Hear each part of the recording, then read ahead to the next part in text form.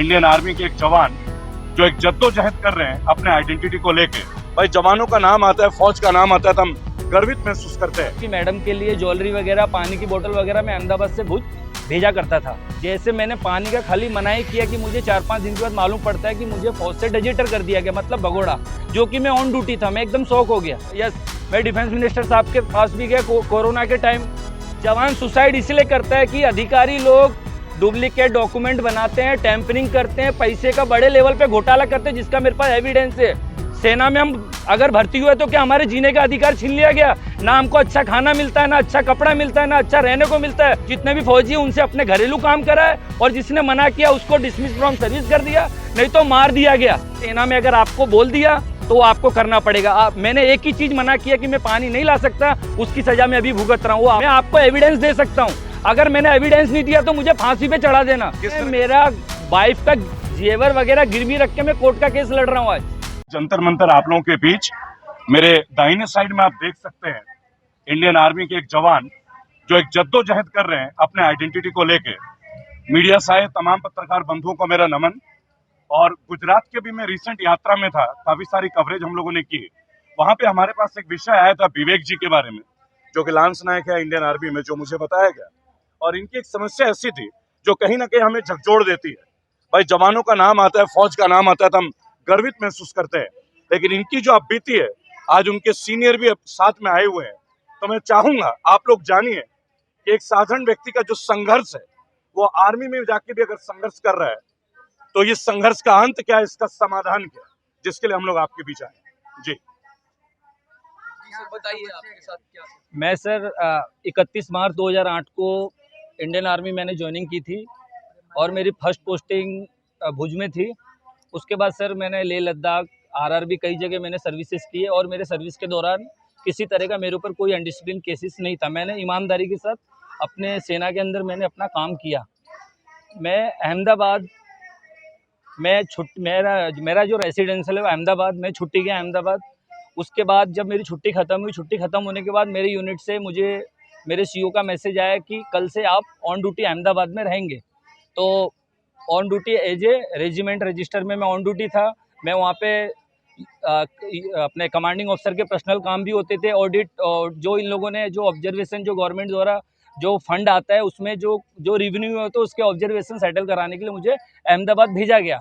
साथ ही था सीओ साहब की मैडम के लिए ज्वेलरी वगैरह, पानी की बोतल वगैरह मैं अहमदाबाद से भुज भेजा करता था।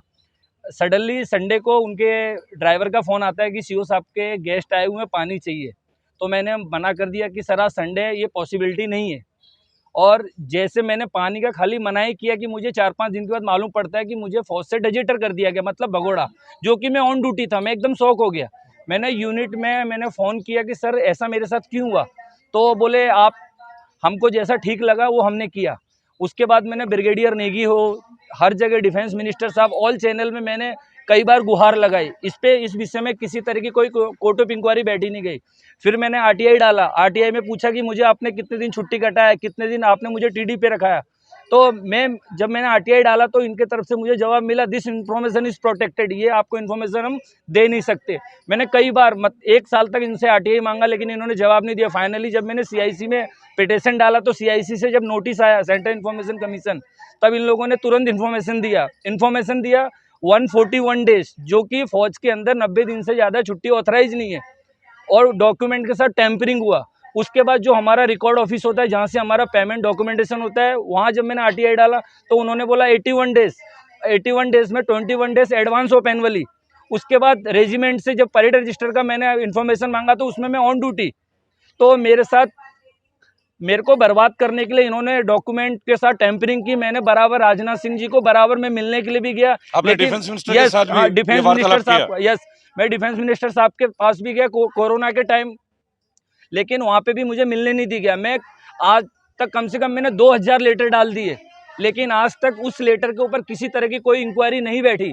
मैं प्रधानमंत्री जी, उनके जो प्रिंसिपल सेक्रेटरी है पीके मिश्रा साहब, उनके एडवाइजर है खारे साहब, मैंने सबसे जस्टिस मांगा कि मुझे एक बार मिलने दिया जाए, लेकिन मुझे मिलने नहीं दिया गया। मेरे साथ एक कर्नल साहब थे, कर्नल रूपेश, उन्होंने काफ़ी कोशिश की कि मैं इस मैटर को सॉल्यूशन लाऊं, लेकिन उनको कर्नल द्वारा बताया गया कि अगर आप डोनाल्ड ट्रंप के पास भी चले जाएंगे तो भी हम ये नहीं छोड़ेंगे। क्योंकि ये सारे पावर राइट्स हमारे साथ है, जो आज तक कोई जवान हमारे सामने मुंह नहीं खोल पाया। आज मैं 3 साल से कंटिन्यू जस्टिस मांग रहा हूँ। लास्ट में फाइनली मैं कोर्ट में गया, कोर्ट में भी उनके वकील द्वारा अपने एफिडेविट में जवाब दिया गया कि विवेक झा अपनी मर्जी से पोस्टिंग आया है और अपनी मर्जी से छुट्टी गया और अपनी मर्जी से काम कर रहा था। फौज के अंदर जवान अपनी मर्जी से खाना भी नहीं खा सकता, तो अपनी मर्जी से पोस्टिंग कैसे आएगा? आज अगर इतने सारे चैनल अगर बनाए हैं, अगर सब मर्जी से करेंगे तो फिर ये चैनल बनाने का मतलब क्या है? सारी फिर सेना अपनी मर्जी से, फिर आज मैं लेह लद्दाख फिर क्यों जाता? मैं अपने घर अहमदाबाद में ही नौकरी करता। और मैं प्रधानमंत्री जी से यही कहना चाहता हूं कि अधिकारी लोग आए दिन जवान सुसाइड इसलिए करता है कि अधिकारी लोग डुप्लीकेट डॉक्यूमेंट बनाते हैं, टेम्परिंग करते हैं, पैसे का बड़े लेवल पे घोटाला करते हैं, जिसका मेरे पास एविडेंस है। 14 फरवरी पुलवामा अटैक, पूरा देश गूंज रहा था आंसुओं से। उस दिन भुज में टेंट पार्टी चल रही है अधिकारी द्वारा, पूरा एविडेंस में बता सकता है कौन कौन अधिकारी उस पार्टी में इन्वॉल्व था, और ये ईमानदारी का सर्टिफिकेट बांटते हैं। आज जवान क्यों सुसाइड कर रहा है? सेना में हम अगर भर्ती हुए तो क्या हमारे जीने का अधिकार छीन लिया गया? ना हमको अच्छा खाना मिलता है, ना अच्छा कपड़ा मिलता है, ना अच्छा रहने को मिलता है। फैमिली से हम बात करते हैं तो अगर फोन रखा है तो हमारा सीधा चार्जशीट करते हैं, आपको फोन ऑथराइज नहीं है, और ऑफिस में बैठ के शेयर बाजार खेलते हैं। तो मैं प्रधानमंत्री जी से यही कहना चाहता हूं, अगर आपने इसके ऊपर इंक्वायरी नहीं बिठाई तो पूरे देश के जितने भी जवान हैं सारे के सारे रोड पे आएंगे। ऐसी हमारा दुर्भाग्य कि हम ऐसी सेना के अंदर भर्ती हुए कि ऐसे अधिकारी हमारे ऊपर कंट्रोल कर रहे हैं। इनके अंदर लीडरशिप के कोई गुण नहीं है। इन्होंने खाली अपना जेब बचाया और पूरे जितने भी फौजी हैं उनसे अपने घरेलू काम कराए, और जिसने मना किया उसको डिसमिस फ्रॉम सर्विस कर दिया, नहीं तो मार दिया गया। आपको डिसमिस किस वजह से किया गया? आप ये लोगों को बताएं एक बार, डिसमिस मीडिया को आप पूरा स्टेप बाय स्टेप बताएं। डिसमिस इसलिए किया गया, मैंने खाली ओनली फॉर उनका पानी लाने से मना किया। Commanding officer colonel Nitin Gulati का पानी लाने की सजा है कि आपको आर्मी से डिसमिस होना पड़ेगा, जिसका मेरे पास सारा का सारा एविडेंस है। मैं 3 साल से चक्कर काट रहा हूँ। राजनाथ सिंह को मैंने कम से कम 500 लेटर भेजे हैं। क्या आपने मीडिया ट्रायल के लिए कोई मीडिया एप्लीकेशन ट्रायल दिया था? 2 महीने से मैं अर्जी दे रहा हूँ मीडिया ट्रायल के लिए। आप देख सकते हैं इसकी कॉपी। ये स्वीकृत करते हैं वो लोग? कोई रिस्पॉन्ड नहीं किया। मैंने कैमरे के सामने कोई एक्शन नहीं हुआ, क्योंकि जवान का कोई भी सुनने वाला नहीं है। अच्छा, आपका डेफिनेशन क्या था? मैं लेस नायक था सेना का। फॉलोअर तो नहीं थे? नो, मेरे पास किसी तरह का कोई अनडिसिप्लिन केस नहीं है। मैंने ईमानदारी से देश की सेवा की। और पानी वानी पिलाने का तो फॉलोअर का काम होता है। मेरे को सेना आदेश पे चलती है। अगर सेना में अगर आपको बोल दिया तो आपको करना पड़ेगा। मैंने एक ही चीज मना किया कि मैं पानी नहीं ला सकता, उसकी सजा मैं अभी भुगत रहा हूँ। वो आपका जीता जागता सबूत है। पहले आप लाए, पहले पानी लाए थे आप, पहले आपने क्यों मना कर? क्या कारण आप मना करने का? पानी संडे को जब वो प्लांट ही बंद रहता है, बिस्लरी का जो चीज पॉसिबल नहीं हो, मैं कैसे पॉसिबल करूंगा? सर, आप तो देश के लिए नौकरी करते हैं ना, आप उनके पानी लाने की पर मैम, हम तो देश के लिए नौकरी कर रहे हैं, लेकिन आज सिक्योरिटी और डिसिप्लिन को फ्रंट में रख के सेना, उसके पीछे सारे इनके काले धंधे चल रहे हैं।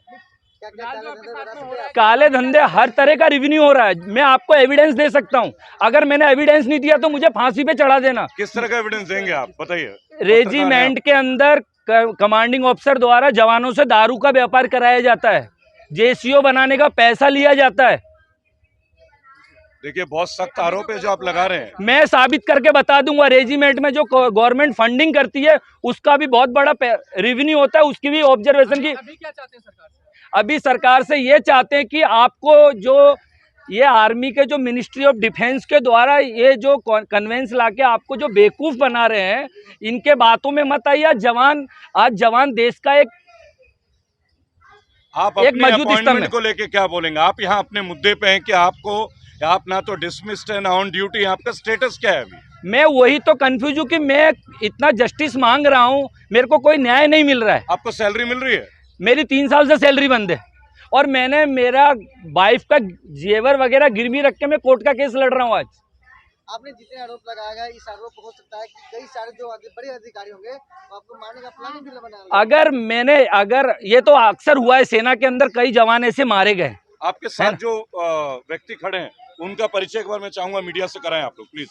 मैं सूबेदार मेजर पांडुरंग रामकृष्ण कुमार से आर्मी एयर डिफेंस से रिटायर्ड हूं, और जब मैंने विवेक झा का केस को देखा है, और मैं चाहता हूं हम आर्मी के डिसिप्लिन सोल्जर्स होते हैं, हम आर्मी के मैटर को कभी भी सिविल में डिस्कस नहीं करते हैं, लेकिन जिस तरह से इसने हर लेवल पे अपनी गुहार लगाई है और इसका कहीं पर भी सुनवाई नहीं हुआ है, मैं आपके माध्यम से समूचे देश और समूचे अधिकारी को ये निवेदन करता हूं कि वे विवेक झा के मैटर को समझे और उसको डिसीजन देने का काम करें।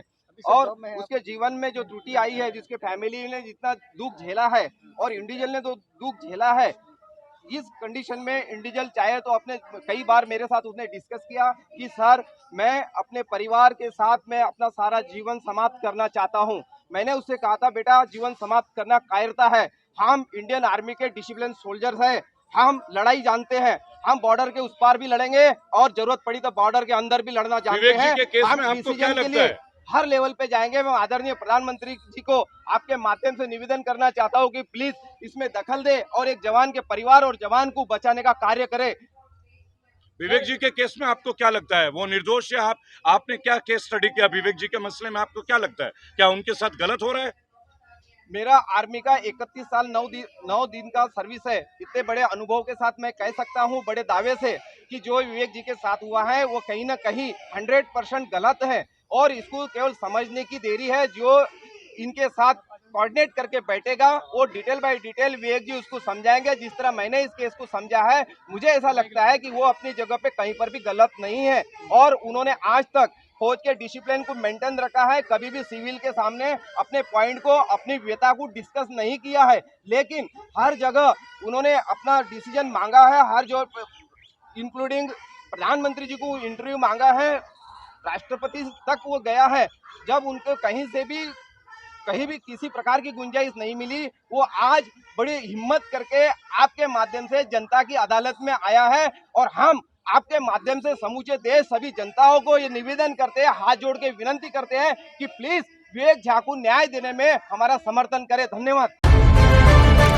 सुपर न्यूज 24 कोलकाता, हर कदम सच के साथ।